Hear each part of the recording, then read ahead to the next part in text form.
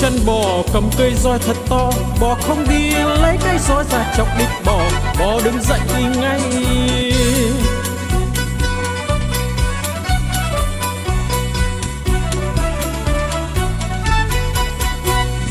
Đi chân bò cầm cây roi thật to, bò không đi lấy cái roi ra chọc đít bò, bò đứng dậy đi ngay.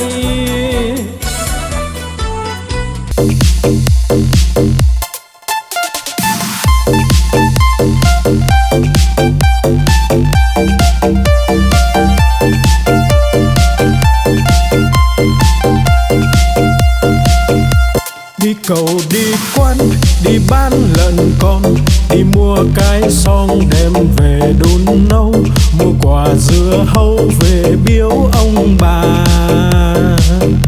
mua một đàn gà về cho ăn thóc, mua lược chải tóc, mua cặp gội đầu, đi mau về mau kẻo trời sắp tối.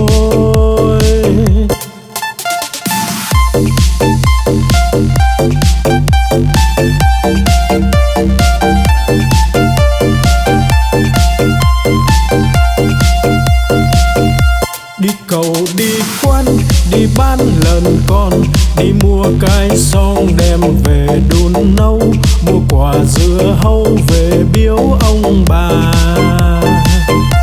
mua một đàn gà về cho ăn thóc, mua lược chải tóc, mua cặp gội đầu, đi mau về mau kẻo trời sắp tối.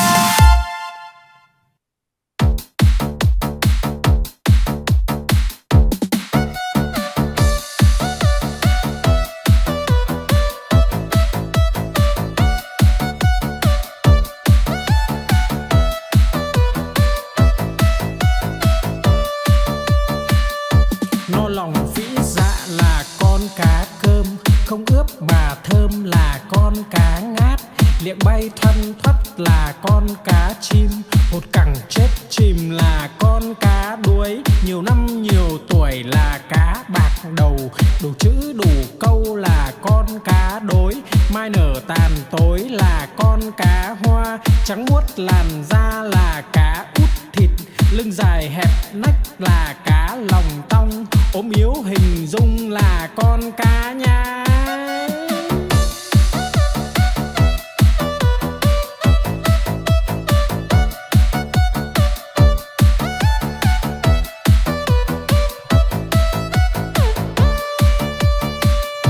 No lòng vĩ dạ là con cá cơm, không ướp mà thơm là con cá ngát, liệng bay thoăn thoắt là con cá chim, hột cẳng chết chìm là con cá đuối, nhiều năm nhiều tuổi là cá bạc đầu, đủ chữ đủ câu là con cá đối, mai nở tàn tối là con cá hoa, trắng muốt làn da là cá út thịt, lưng dài hẹp nách là cá lòng tong, ốm yếu hình dung là con cá nhái.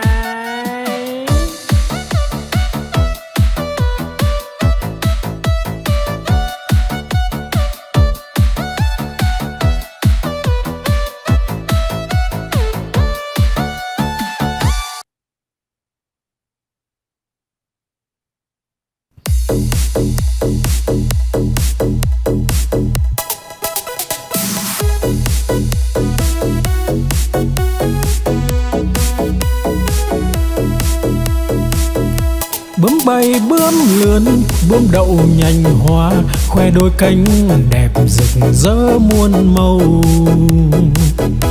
Bướm bay bướm lượn, bướm đón mùa xuân, vàng xanh đỏ tím, bướm bay dợp trời.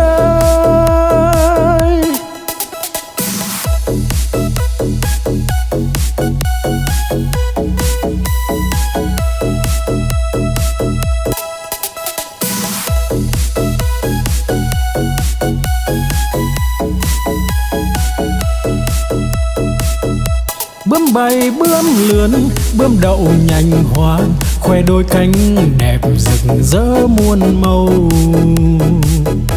Bướm bay bướm lượn, bướm đón mùa xuân vàng xanh đỏ tím, bướm bay dợp trời.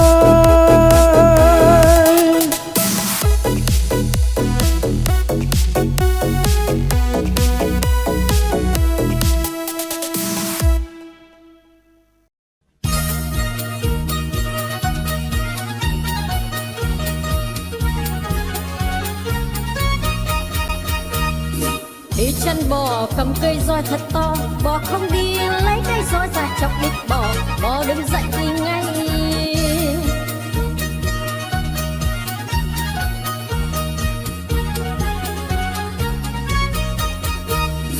Đi chân bò cầm cây roi thật to, bò không đi lấy cây roi ra chọc đít bò, bò đứng dậy đi ngay.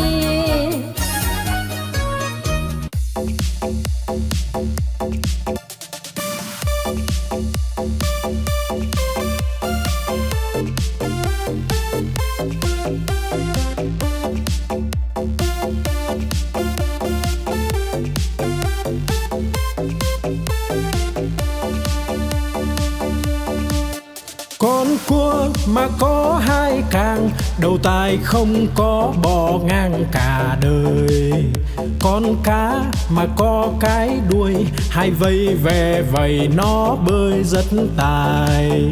Con rùa mà có cái mai, cái cổ thụt ngắn thụt dài vào da. Con voi mà có hai ngà, cái vòi nó cuốn đồ nhà đồ cây. Con chim mà có cánh bay, bay cùng Nam Bắc Đông Tây tỏ tường.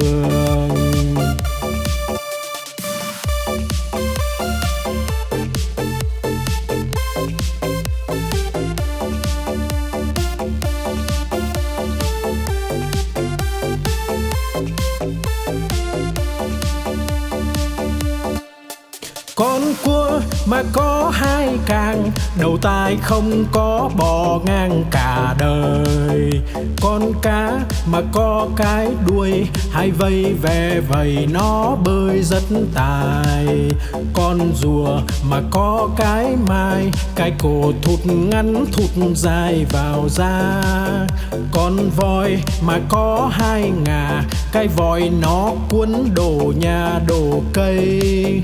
Con chim mà có cánh bay, bay cùng Nam Bắc Đông Tây tỏ tường.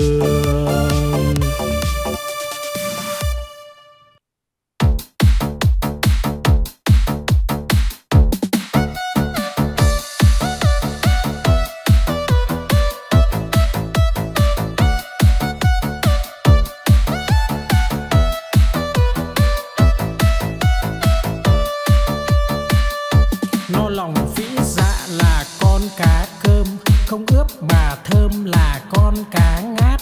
Liệng bay thoăn thoắt là con cá chim, hột cẳng chết chìm là con cá đuối. Nhiều năm nhiều tuổi là cá bạc đầu, đủ chữ đủ câu là con cá đối.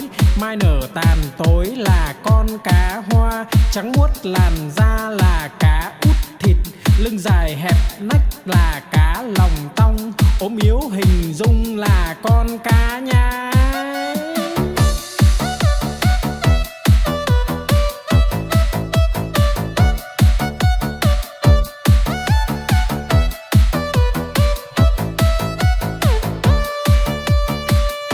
No lòng phĩ dạ là con cá cơm, không ướp mà thơm là con cá ngát. Liệng bay thoăn thoắt là con cá chim, hột cẳng chết chìm là con cá đuối. Nhiều năm nhiều tuổi là cá bạc đầu, đủ chữ đủ câu là con cá đối. Mai nở tàn tối là con cá hoa, trắng muốt làn da là cá út thịt. Lưng dài hẹp nách là cá lòng tong, ốm yếu hình